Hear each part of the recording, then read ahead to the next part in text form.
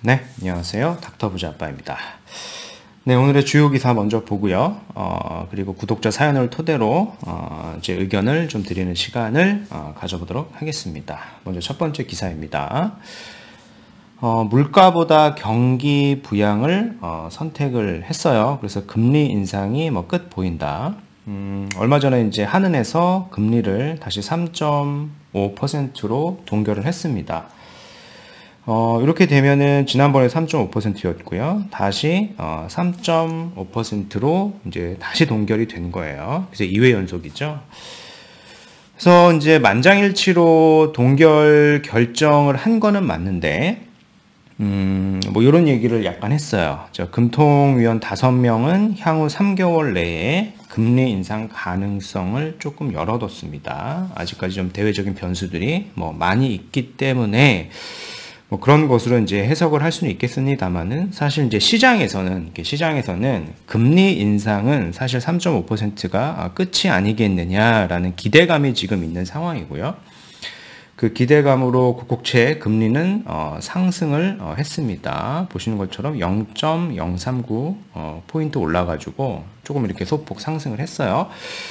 즉 시장에서 바라보는 거는 금리 인상은 어쨌든 끝이 났다라고 보는 것 같고요. 당장 인하가 될 것 같지는 않습니다만은 상방은 우리가 좀 확인을 했다라는 거죠. 제가 지난 영상에서도 계속 말씀을 드렸죠. 상반기 안에 금리는 고점이 될 거고 찍을 거고 이제 하반기로 갈수록 이제 부동산 시장은 조금 더 괜찮아질 수 있다라는 말씀을 드렸었죠. 그런 것들이 사실은 지금 시장에서 조금씩은 나타나고 있는 것 같습니다. 그죠? 거래량을 보면 되겠죠. 이제 서울 아파트 거래량이 17개월 내 최대치예요. 6개월 연속 증가를 했습니다. 1월, 2월, 3월 이렇게 좀 증가를 하고 있고요.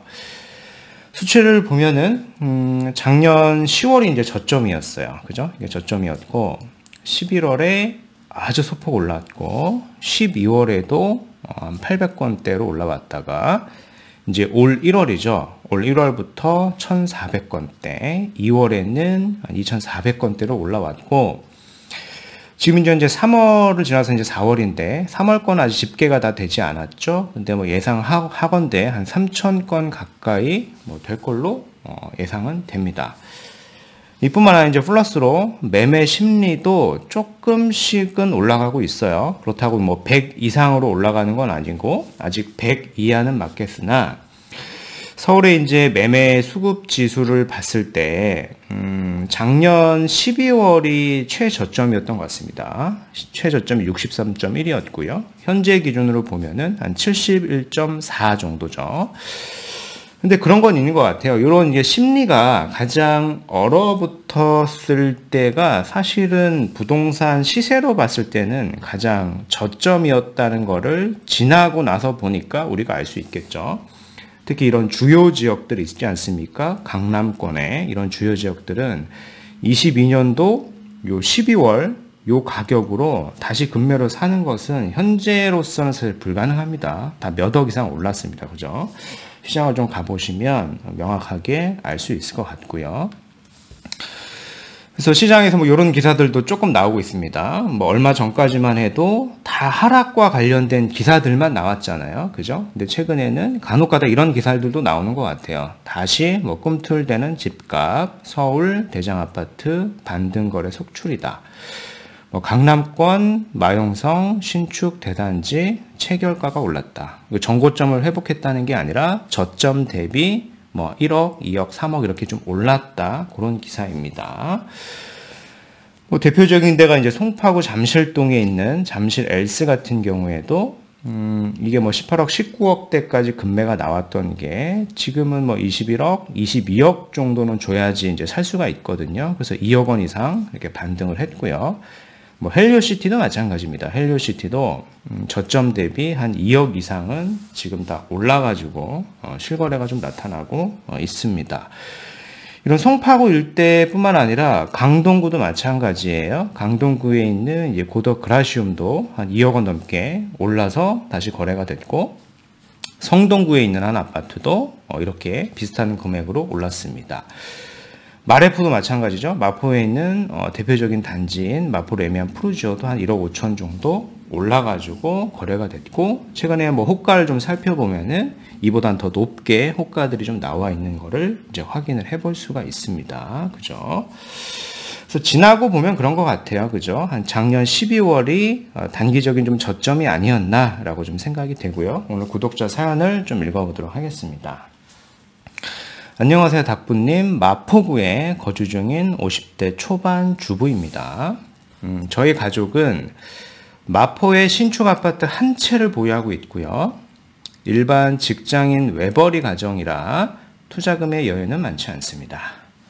직장 다니고 있는 세대에 분리된 성년 자녀 이름으로 이제 투자하려고 하고요. 가용 현금은 1억 중반 정도 될 것 같습니다. 지역은 용산을 보고 있는데 1억대로 가능한 물건은 빌라는 어렵고 근생만 가능하다고 부동산에서 서계동 한 곳을 추천받았습니다. 매매가는 3억이고 작년에 여기가 이제 신속통합기획 후보지로 선정이 된 구역이라고 합니다.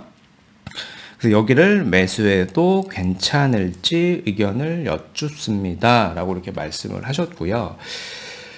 일단은 지역을 고른 거는 굉장히 잘하신 것 같은데, 용산이라고 하는 지역을 고르신 거는 굉장히 잘하신 것 같은데, 서계동에 있는 이 근생을 사게 되면은요, 큰 문제가 발생될 수 있습니다. 그 이유에 대해서 다음 장에서 구체적으로 설명을 좀 드려보도록 하겠습니다.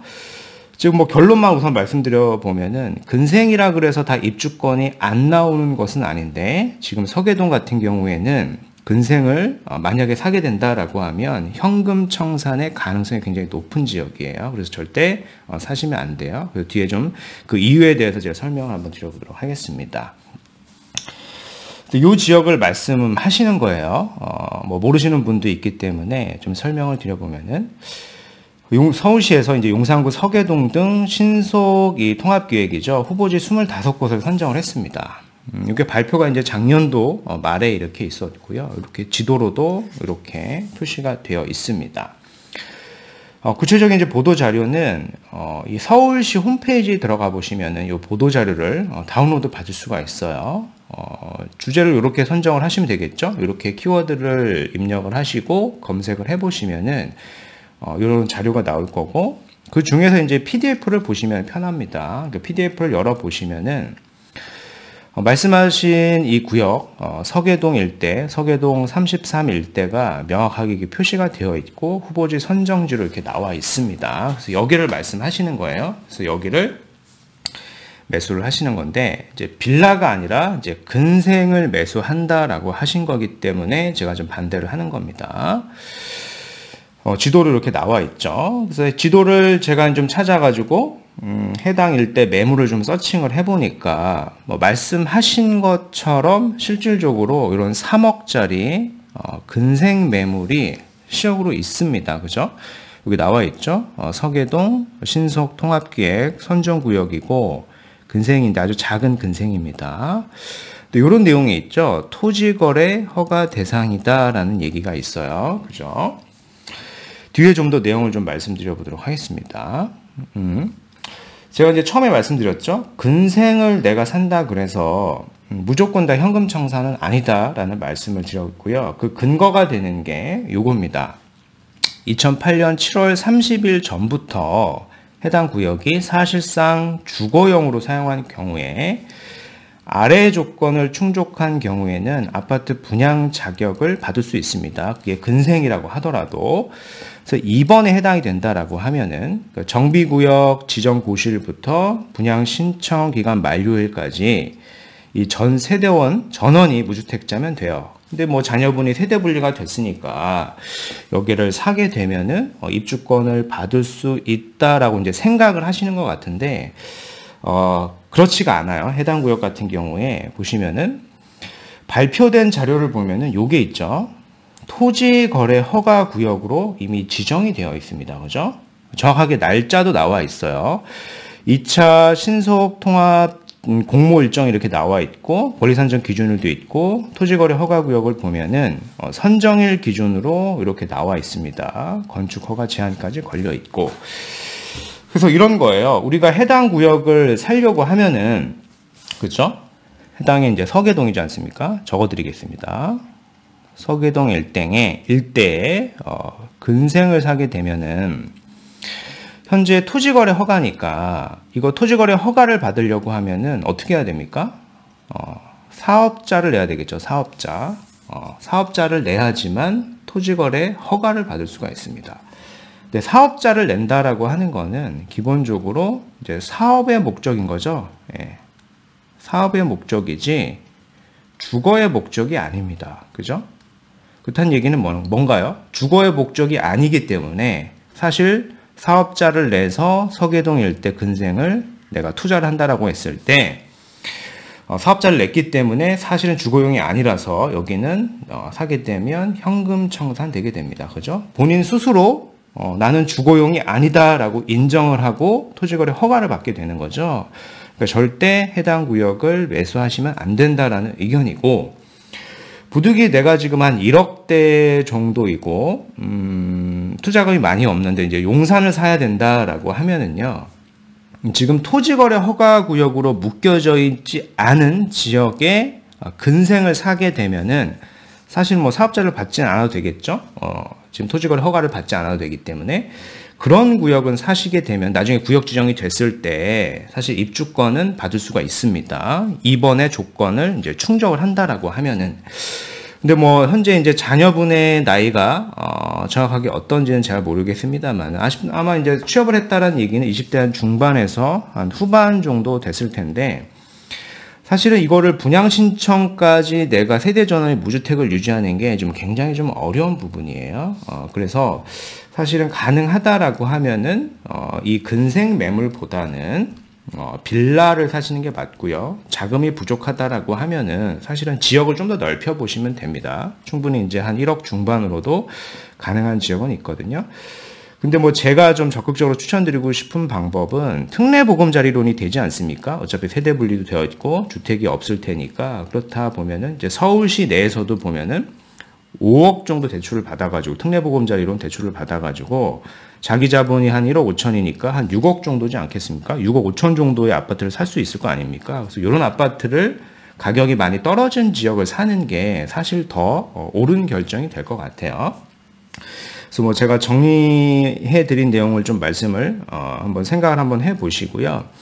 여튼 서계동 일대의 근생 매물을 토지거래 허가를 받아 사업자를 내서 매수를 하게 되면은 사업의 목적이 주거의 목적이 아니기 때문에 사업으로 하는 거기 때문에 현금 청산될 수 있다라는 겁니다. 그래서 절대 매수를 하시면 안 돼요. 그래서 부동산에서 이제 추천을 뭐 그렇게 해준 것 같은데 명확하게 알고 투자를 하셨으면 좋겠습니다. 그래서 뭐 굳이 내가 이제 근생을 해야 된다라고 하면은 용산 내에도 토지거래 허가구역이 아닌 데를 매수하게 되면은 이번에 요건을 충족했을 때 향후에 이제 입주권은 받을 수가 있다라고 좀 정리를 해드리겠습니다. 네, 오늘 준비한 영상은 여기까지이고요. 제 영상이 좀 도움이 되셨으면 구독하기, 좋아요, 알림 설정 부탁드리겠습니다. 이상 닥터부자 아빠였습니다. 감사합니다.